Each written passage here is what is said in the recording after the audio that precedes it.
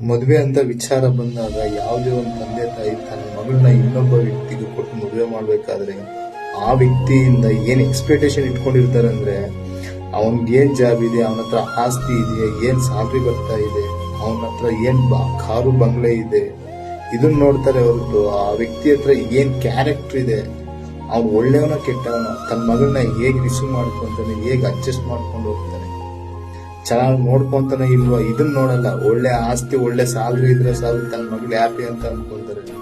ಆದ್ರೆ ಇವೆಲ್ಲ ಇದ್ದು ಕ್ಯಾರೆಕ್ಟರ್ ಇಲ್ಲ ಅಂದ್ರೆ ಎಲ್ಲ ವೇಸ್ಟೇ.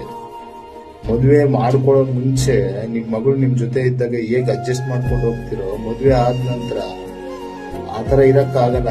ಆ ಕ್ಯಾರೆಕ್ಟರೇ ಚೇಂಜ್ ಆಗುತ್ತೆ, ಅವ್ರು ಹೋಗೋ ದಾರಿನೇ ಬೇರೆ. ಸೊ ಅದರಿಂದ ಯಾವುದೇ ಒಬ್ಬ ವ್ಯಕ್ತಿ ಹತ್ರ ಮದುವೆ ಮಾಡ್ಕೊಡ್ಬೇಕಾದ್ರೆ ಫಸ್ಟ್ ಕ್ಯಾರೆಕ್ಟರ್ ನೋಡಿ. ಕ್ಯಾರೆಕ್ಟರ್ ಇದ್ರೆ ನಿಮ್ ಮಗಳು ತುಂಬಾ ಹ್ಯಾಪಿ ಆಗಿರ್ತಾರೆ. ಕ್ಯಾರೆಕ್ಟರ್ ಇಲ್ಲ ಅಂದ್ರೆ ಎಲ್ಲ ವೇಸ್ಟ್.